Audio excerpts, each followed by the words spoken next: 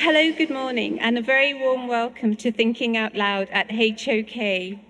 We are so very happy to see you all this morning in our studio, and especially as today is International Colour Day, and of course the title of our talk is Colour Me Happy. At the time of choosing the date, our guest speaker, we had no idea about this coincidence. Such is the magic of serendipity. My name is Farah, and I'm the marketing principal for HOK's London studio. And so to our speaker this morning. Born in Cardiff, Justine initially attended school and wanted to be a pathologist, inspired by the US detective series Quincy, MD. And then, at the age of 13, decided she wanted to be a fashion designer, having seen designs by Christian Lacroix. Asking her arts teacher, Justine requested that her career be mapped out to study to become a fashion designer. Such was her passion at the tender age of 13. She attended University of Brighton and to study fashion textiles with business studies. After graduating, Justine's first internship was with Hussein Chalian, who last year won the highest accolade at London Design Festival. Working as a freelancer, Justine was introduced to Future Brand that specialise in interior architecture, and she learnt about the use of materials. Following a free-flowing career, Justine went on to work for Marks & Spencer head office, specialising in store development. At that time, M&S was trialling the Store of the Future concept and was initially looking at using red and black. During this time, Justine met Angela Wright, who was advising Marks on applied colour psychology and colour harmony. It was at this point that Justine's interest in colour was truly piqued, and she went on to train with Angela Wright. Learning from Angela, whose work was subsequently tested at Leeds University, where the research showed an algorithmic correlation between the colours that Angela instinctively defined in 4 groups. Justine was slowly immersed in the psychology of colour. Fast forward to Justine's second significant role, which was at Global Colour Research, where she was the materials editor for the Colour Trend magazine. Justine was also the director of creative projects. One of her initiatives was with DuPont for Corian and Zodiac, and she also worked with Raoul and Shot Glass. It was at this point that Justine met Carolina, and of course, they started their journey together. And just recently, last week, returned from Merida in Mexico, where they've been hosting an architectural design workshop on colour trends for 2020 for the region. And on that note, I'm very happy to introduce the wonderfully talented Justine Fox. Thank you, everyone.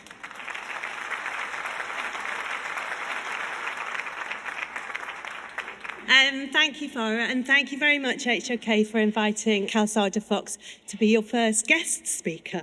And happy International Colour Day. With that, I'm going to start with colour is all in the mind. It's our brain's response to the stimulus of light that creates this sensation that we call colour.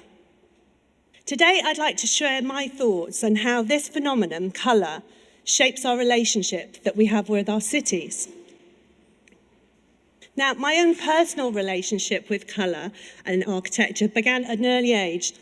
My father's a successful but now retired architect who won awards for his work in retail and housing. One of his designs is this one, and it's the Pyramid House that formed part of the Homeworld Expo back in 1981 in Milton Keynes. So it's still there, somebody lives there. But I noticed pretty early on his leanings towards colour, mostly focused on material performance. So the elevation of our house was a brick that he'd researched really carefully so that he could get this perfect deep peat brown. If pushed for something punchier, he made a bit of a concession towards Aristotle's idea of polarity in cobalt blue and the acid yellow. But it was my father who first came to me with the proposal to help with an interior scheme that his architectural practice was working on in the early 2000s. So it was for a secure residential unit. The residents had varied serious mental health issues and all were profoundly deaf. Their age range was around 18 to 35. Unfortunately, many were not expected to live past this age. And I was in the same age bracket at this point, and I wouldn't want to live in a sterile environment, so why should they? There was no initial money in the budget for extras and only an approved FF&E supply chain, so I could pick what I wanted as long as it didn't cost any more and it was safe. So my initial rationale was that if I were to lose one of my senses, would I become more reliant on some of the others? This started my journey to look at some relationships between colour and interiors, and at the time there wasn't much information out there. It was quite difficult to find. How, as an industry, can we truly embrace the impact that colour has on the built environment? Colour is a visual and visceral experience. Firstly, I think we need to remember that it isn't just an aesthetic for consideration, but a complex series of neurological processes within our bodies, sparked by visual and non-visual photoreceptors through our hypothalamus in our endocrine system. And that then produces physical and emotional responses in us. So to emphasize, without life, there is no colour. When we design colour in branding, materials, product or spaces, we need to consider the impact of several factors. The first is applied colour psychology. This formed the basis of that very early work that I did for the healthcare facility and focuses on the universal effects regardless of demographic. Each of the 11 basic colour terms, as outlined by Berlin-Kay in their 1969 theory, have positive and negative psychological properties, except for grey. Grey has a neutral and a negative, no positive. Applied colour psychology forms the basis for our projects, so it's really the DNA at the heart of it. Colour symbolism is our learnt response to colour, whether as a collective cultural understanding, like a child's drawing of the sun. In the West, you find it yellow. In the East, you find it red. Or it could be something personal, like the colour that you were wearing the first time that you fell in love. We build these associations with colour. Colour trend insights give a project its position in time as they reflect societal positions and shifting technological landscapes. One of the big drivers that I believe is going to change the way that we consider aesthetics in colour is the scalability of biofabricated materials and microbacterial colorants. Visual ergonomics in colour. These make sure that the contrast and chromacity is well defined to give the best user experience. And finally, while there are many system studies and theories developing all the time, one thing seems to be really clear, is that universally we prefer colour harmony as opposed to colour discord. And it's this fine nuance of balance relationships that have the most impact on the way that we see colour. To truly create a cohesive colour design, you need to put humanity right at the centre. So let's have a look at how colour affects sustainability and well-being. A recent study by Stanford University looked at the link between mental health and climate change, publishing some staggering findings. There was an increase of 0.7% in the suicide rate in the US and 2.1% increase in Mexico when the average monthly temperature increased by 1 degree. And if carbon emissions continue at current levels, we can expect an additional 9,000 to 40,000 deaths from suicide across this region by 2050. With record temperatures being broken globally year on year, initiatives are being explored to slow down this increase by cutting our carbon emissions. C40 is a committee of global cities working together with Arab on this very issue to tackle legislation and budget restrictions. Their deadline to make a significant impact in terms of the Paris Agreement is 2020. Many of the solutions stem from high-tech intervention, predominantly in a new build scenario, with the estimated global worth of the smart cities industry becoming $400 billion. But in practical terms, how can we develop a more sustainable approach when London already has 98% of its land built on? This is something where a careful consideration of colour can make a real significant impact. The darker the surface, the more it absorbs the sun's energy and creates more heat. This phenomenon is at the root of the urban heat islands, which have been blamed by many studies as being instrumental in the cause of deaths during heat waves, especially in the elderly and vulnerable. Fred Pierce, writing for Yale Environment 360, puts the natural balance in simple terms. Fresh asphalt reflects only 4% of light, compared to as much as 25% for natural grassland and up to 90% for a white surface such as fresh snow. And so if we consider that many of our natural white surfaces are also disappearing under global warming. Capitalising on the natural functionality of colour, New York Cool Roofs project has an initiative to help local job seekers get training and experience, and they are retrofitting energy-saving coatings to rooftops. It's run in line with the city's goal to reduce its carbon emissions by 80% for 2050. So far, this has seen over 500,000 square metres of roof space covered in white reflective coating. NASA were the first to report of the success of this project, seeing a peak reduction in 2011 of 5.55 degrees in the white reflective coating as opposed to the traditional black asphalt. But if it's a simple case of just painting everything white, why haven't we done that already? As the most reflective colour, white bounces back most of the light waves from a surface, which is fine unless you're the one in direct sight of it. Our cities don't have a uniform height requirement, and so there's always someone living or working above you. Air traffic control over the UK is forecast to increase from 2.5 million flights in 2017 to 3.1 million by 2030, with much of the congestion being over London's skies. In response to this consideration and our need for choice, smart coatings that include additional reflectance performance, keeping surfaces cooler, are widely available, with new material developments popping up on science journals daily. Interestingly, though, the ultimate performance of these products still relies on the colour. White scores around 91 on the Sun Reflectance Index, black around 25. Almost counterintuitively, red's performing much better at around 56 than what we would traditionally assume would be the cooler colours, the greens and the blues, which only scored between the 20s and the 30s. It's important to note that with enhanced reflection of radiation through colour, there can be an impact on the surrounding air quality.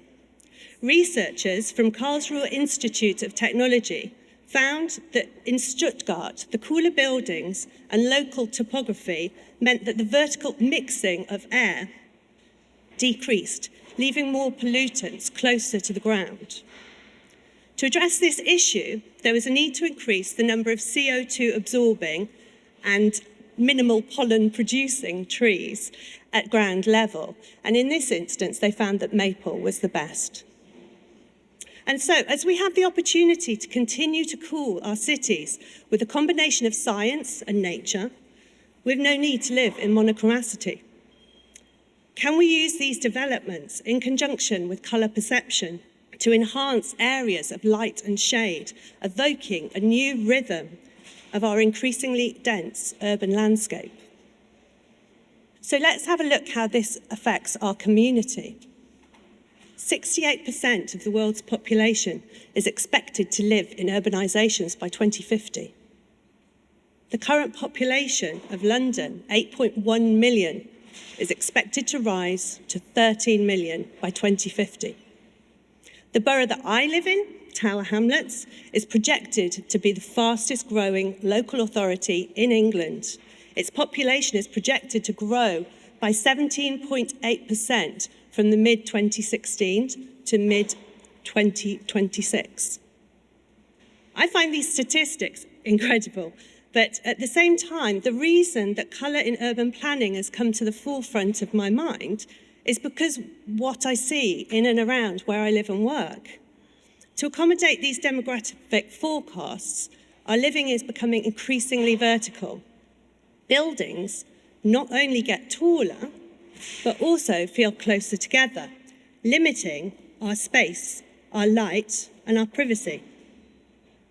How will this compacting of living space in the human zoo affect the way that we feel about ourselves and the way that we understand our environment? The crime prevention through environmental design agenda that was conceived in the 70s had a focus on prevention of antisocial behaviour rather than using design to encourage positive social behaviour. After the 2016 backlash against the use of spikes positioned outside buildings to prevent rough sleepers from taking refuge, Professor Lorraine Gammon at the Design Against Crime Centre at the University of Arts argued that the CPTD had forgotten that public spaces don't just need to be safe, people have to want to use them. Last week, as Farah said, Carolina and I were working with a client, Comex PPG, in Mexico and discussing ideas around how colour can shape the urban landscape. They reminded us of their involvement in social projects to reclaim the community through the initiative Mexico Bien Hecho. And in particular, two projects, Las Palmitas, that was done in 2015, and Colossal in Monterrey, that was done in 2017. Both areas have high incidence of violent crime and drug-related crime. So they've worked with government bodies for social development and crime prevention, as well as sociologists, psychiatrists, and anthropologists, to engage the community, to capture the imagination of the youth, to show them that there is a different way from cartel life, to bring a sense of pride in the community, to know that they're not forgotten, that they are seen, they're valued, and recognised as worth investing in. Interviewed in The Guardian, Enrique Gomez, who goes by the street name of Mibe, from the Germain crew, and they're the ones who designed Las Palmitas, describes how when they arrived there, people didn't go out at night. They avoided interacting with each other. But he said at the final stages of the project, people started to come out. They started to talk to each other. The children started hanging out in the steep stairwells. They created a deep sense of community spirit, giving the neighbourhoods the strength to take back their own security. And they've created a legacy within the community, teaching them how to maintain what they've done themselves. The client also told us that they'd had reports back from the local government, crime prevention and social development agencies to report that the murder rate had dropped significantly, as well as other crimes in the area. So it's had a real impact on this area. Going back to Professor Lorraine Gammon, that I mentioned earlier, her recommendations to design for a brighter future were to engage with your community, but to actually do it. Don't use it just as a buzzword. Understand the local problems. How do people currently feel using these public spaces? What sort of crimes are they actually worried about? Encourage positive behaviour. Should it be a space that's convivial or gently guiding? Rather than focus on discouraging antisocial behaviour and crime, focus in what you really want to happen there. As we can see from the projects in Las Palmitas and Monterrey, colour can play an integral part in reflecting the true values of a community, creating a sense of recognition and a feeling of pride, of belonging. Could we use the insights from case studies like these as the basis for a new culturally associated colour design movement that's sensitive to the integration of London's forecast population rise into the existing community? At the core of Calzada Fox brand, when Carolina and I first started talking about working together again, we both agreed that what we really wanted to get out of this was for the design industry to consider colour at the first point and not to think of it just as an aesthetic to pop on at the end when it's in final specification. Speaking to you today about the importance of considering colour within architecture, design and planning, I've just shown you some incredibly colourful images, and I'm conscious that the sight of them, of such vibrancy, could be a little overwhelming. If we think again about Las Palmitas, one of the reasons that I believe this works is because the dwellings are low-rise, they're staggered, they have an abundance of sky, they're integrated with the local biodiversity, and most crucially, they have a cultural precedence for this type of coloration. It's true that too much colour can cause stress through sensory overload, but at the same time, stress can be caused by visual monotony, the lack of colour. Part 1 of Andrew Parker's trilogy, Blink of an Eye, put the development of the eye at the driving end of the Cambrian explosion, where natural diversity increased at an enormous rate, and today more than 95% of multi-celled organisms have eyes. In his second installation, 7 Deadly Colours, he explains how colour is central to information gathering, crucial for survival for many species. If you imagine a world of pure grey, you can start to understand how much of our referencing and memory mapping begins to become difficult. In early history, vibrant colour was being used aesthetically in architecture to display wealth and give divine significance. However, a movement from applied pigments towards the use of materiality as colour to highlight form, to become colourless, seems to have become the mainstream of international modern architectural movements during the 20th century that today we still see at some extent. One of the notable exceptions to this was Le Corbusier, who in his earlier career had ascribed to the ethos of form over colour. But in 1931, he went so far as to quote Fernand Léger, "Man needs colours to live. It is an element as necessary as water and fire." His colour theories use neutrals for atmosphere, solid pigments for contrast, and translucent pigments to intrigue the eye. I'm fascinated with how Le Corbusier played with colour to reconfigure spatial perception without his work becoming overtly colourful, all the time honouring the integrity of materials and a sense of space. His work shows an understanding of the importance of balance and harmony in colour for the built environment.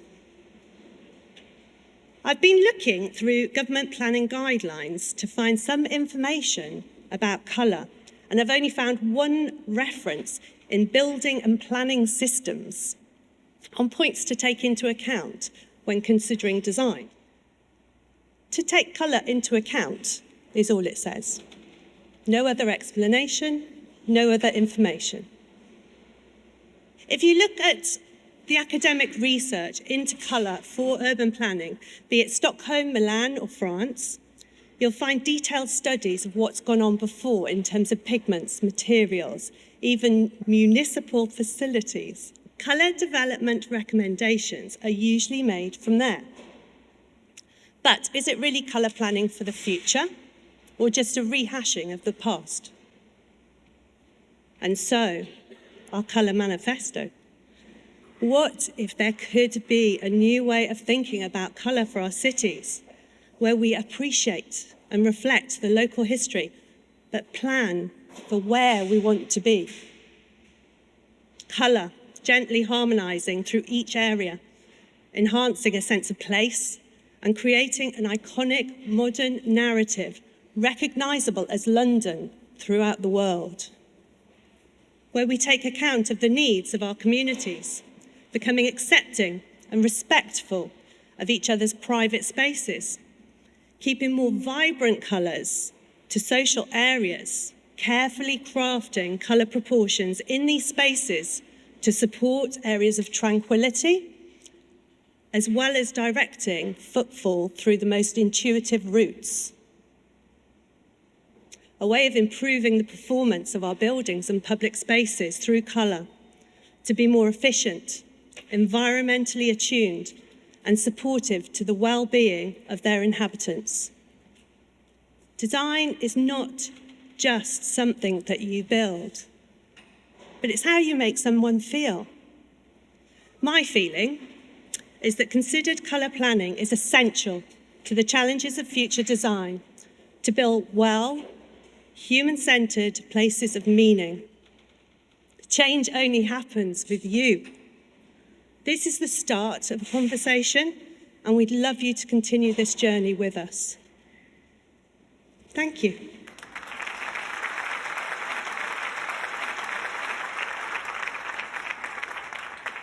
I found the whole conversation extremely fascinating. I think that it has been ignored, certainly within the UK, perhaps not so much so in Europe. But to see how it has an impact in areas that she discussed this morning, where really vibrant colour for us, culturally, would probably not create a good community experience. However, in that particular space, it was fantastic. And I think going forward, in terms of colour and feeling and experience, that's something that we need to pay a lot more attention to. And I think if we could maybe, as I mentioned during the question time, if we could use lighting so that we're also bringing in things such as seasonality and fashion and what that space is being used for, and enhancing that experience within the placemaking bit of where we are in communities. One, it was an extraordinarily good presentation, very inspirational, as all the talks that you organise are. So obviously you know an extraordinarily lovely group of people who are very talented and knowledgeable. So I'm always a pleasure to be here, Farah. Thank you for that. And before I start, I'll remind you that we've known each other now for about 5 or 6 years. And you very kindly came to Helsinki with me about 3 years ago when we were organising a seminar with the Finnish Embassy at the American Embassy in Helsinki related to sustainability in the built environment. So it was very kind of you. And again, you gave us a very inspirational speech about initiatives in the UK related to sustainability in the built environment. Today's presentation was very, very interesting simply because, one, I think most of us probably don't think about the use of colour in buildings. There was a very good reference that the speaker made about the modernist architects, Le Corbusier, for example, and their use of natural colour, sympathetic, obviously, to the natural environment, which works. Some people are empathetic, some aren't. Very Marmite, isn't it, the modernist movement? But what we've not obviously seen as urbanites much over the years, particularly in the last century, is the use of colour. We have examples now, for example, I recall it's Renzo Piano's Bloomsbury construction sites in the central St. Giles, which raised eyebrows, but I think now it's become so much part of the local vernacular, people are familiar with it, and they've become accustomed to it. So the use of colour, I think, works. Also, there are issues related to sustainability. For example, I had no idea that tarmac absorbs 96% of light, whereas snow reflects 90%. And the worrying thing there, of course, is that, as the speaker pointed out, with the repercussions of global warming, if we have less snow, there are less natural means by which light can be reflected, which means more is going to be absorbed, which only exacerbates the problem of climate change and global warming. So that's one practical reason why I think use of colour possibly as important, as well as obviously from a philosophical point of view, how nice it is for people just to see colour in the urban environment. It's uplifting, it makes us feel happy. And as she also pointed out, that project, I think was in Mexico, the use of colour in low-rise buildings in the right environment, one, reduces crime and increases happiness, which is a very nice thing, particularly in the age of not so many nice things going on. So colour obviously is very important. And we don't have too much of it, we don't have enough of it. In summary, I would say that the use of colour in the urban environment increases happiness and well-being, which will have a number of effects on society. One, productivity in society. People, if they're happy, they tend to be more productive, they tend to be more loving, and obviously it reduces crime, as is proven, and generally it's just good for us all. We need more colour.